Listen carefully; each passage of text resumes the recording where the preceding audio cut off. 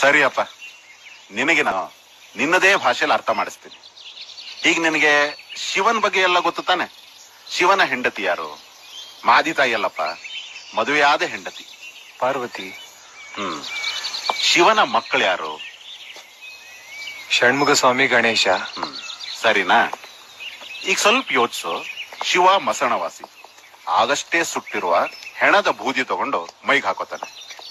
ಸತ್ತ ಪ್ರಾಣಿ ಚರ್ಮವನ್ನ ಸುತ್ಕೋತಾನೆ. ಕೂದಲೆಲ್ಲ ಜಿಡ್ಡುಗಟ್ಟಿ ಜಟೆ ಆಗಿರುತ್ತೆ. ಅವನ್ ಹೆಂಡತಿ ಪಾರ್ವತಿ, ಮಹಾಸುಂದರಿ, ಹಿಮಾಲಯ ಮಹಾರಾಜನ ಮಗಳು. ಒಂದು ದಿನ ಕಷ್ಟ ನೋಡ್ದವಳಲ್ಲ. ಮೊದಲನೇ ಮಗ ಷಣ್ಮುಖ, ಅವನಿಗೆ 6 ಮುಖ. ಎರಡನೇ ಮಗ ಗಣೇಶ, ಅವನಿಗೆ ಮುಖನೇ ಇಲ್ಲ. ಶಿವನ್ ವಾಹನ ನಂದಿ, ಪಾರ್ವತಿದು ಹುಲಿ, ಗಣೇಶಂದು ಇಲಿ, ಷಣ್ಮುಗಂದು ನವಿಲು. ಶಿವನ್ ಕುತ್ತಿಗೆ ಸುತ್ತ ಹಾವಿದೆ. ಹಾವು ಇಲಿ ತಿನ್ನತ್ತೆ, ಹಾವನ್ನ ನವಿಲ್ ತಿನ್ನತ್ತೆ, ದನವನ್ನ ಹುಲಿ ತಿನ್ನತ್ತೆ. ಆದ್ರೆ ಅವರೆಲ್ಲ ಅಷ್ಟೆಲ್ಲ ವೈರುಧ್ಯಗಳಿದ್ರು ಒಟ್ಟಿಗೆ ಸಹ ಬಾಳ್ವೆ ನಡೆಸ್ತಾರೆ.